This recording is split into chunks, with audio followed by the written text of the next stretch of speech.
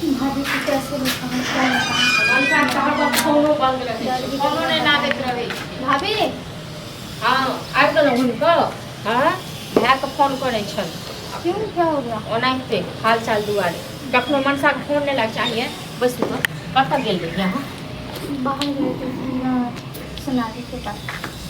अहाँ झूठ बाजै छी अगले सोनाली के ठन झूठ नहीं बाजू जे बुझे भौजी घर में रहे किछो नहीं पता चले बुझलो ना अहाँ बाहर की करे छियै से हमरो पता छै हुनका टोलो के लोग के पता छै सच सच बताबू है अहाँ के तो बियाह पर ठीक करेगा शादी के बाद अभी मत करो ना। कहिया करबे शादी के बाद रुक जहिया जाओ 80 साल के भऽ जेबै तहिया 2-3 महीना और रुक जाओ ना।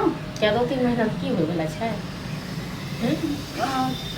ककरो से प्यार मोहब्बत करे छियै इसका नाम से बाप रे बाप हे भगवान ये क्या ठीक है नथी बोलो ये से कहू ना हां क्या हो है गया? बस भाई बड़ दुलरी वही आहा प्यार करे छियै त हां तो प्यार किया तो कौन सा गुनाह कर दिया मैंने। मतलब ना कट पर चाहे छी हां हम तो ठीक आयल छले ना कहे लेल हां कौन करने कौन जे देखलक अहाँ दुनू के मिले मेरे जाने के बाद जो आ रहा था वो कौन था। के छले अहाँ नहीं चिन्है छियै नहीं नहीं अहाँ केना चिन्हबै चिन्है जे छियै पूरा गाँव के छोड़ा मनसा को बुझलो ना आ झूठे के कौन था नहीं वो करे जो आ रहा था। के छले विक्रम मैंने छलखिन पूछा भी नहीं। हाँ ता की पूछतिया विक्रम छलखिन ओ वो क्या करने के लिए आया था। हां क्या करने के की लिए करे लेल जे देखलक से कहे के लेल मुझे पता था वो घर में आग लगाने के लिए आएगा। हाँ तो मुंह ठहकल छले पहले ये सब ताके पता किया नहीं रहत आ झूठे कहै छै के छले हां ओकरो घर में छै सुनो चार गो बहिन छै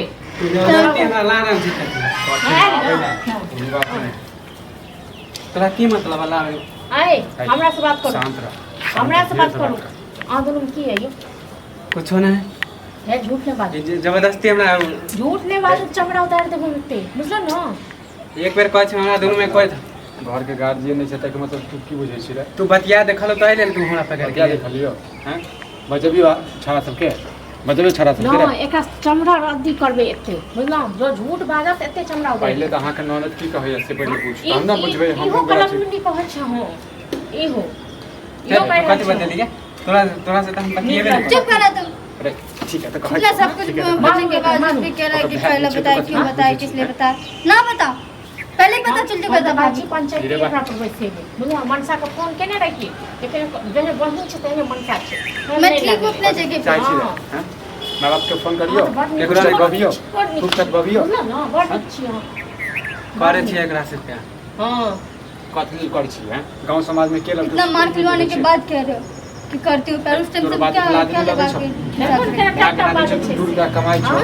हैं लोले पर से बुझे छी केकरो कहबू ने क्या नहीं कहेगा किसी केकरा को। नहीं कहबै हैं पता सब तो चल गया पते उसकी छै बात कह रहा है कि आप किसी को मत कहू कहना। अहीं सब एक बात कहू समाज के लोग छियै आगू में हम की करी हां तो किछो नहीं पहले टांग हाथ तोड़ दियो बुझलिए अब तक तकर बाद छै पंचायती वैसे भाई एक बाप की हाल में मैं के जे छै थूक चढ़बेबै बुझलिए पंचायती ने बैसे एगो बात हमरा दिमाग में अब बुझिए अब अहाँ कथी करे छियै हैं है एक बात कर छी प्यार करते तो फिर इस बात के लिए फिर इनकार क्यों कर रहे थे।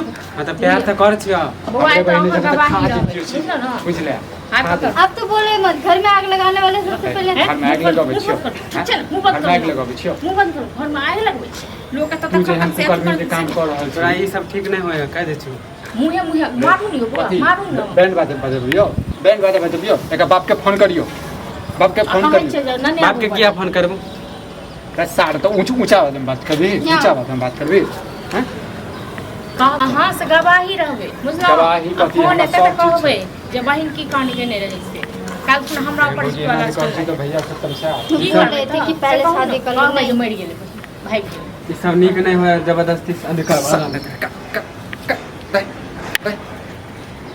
आप जाओ हाँ टोल पड़ोस में और कने छै बेटी बहिन तो तोरा वही कहै छले कि भाग चल एगो तही ईटा काम छलिए। नहीं होतो बोल ही तो रहे थे 2 मिनट टाइम दे के रखिए।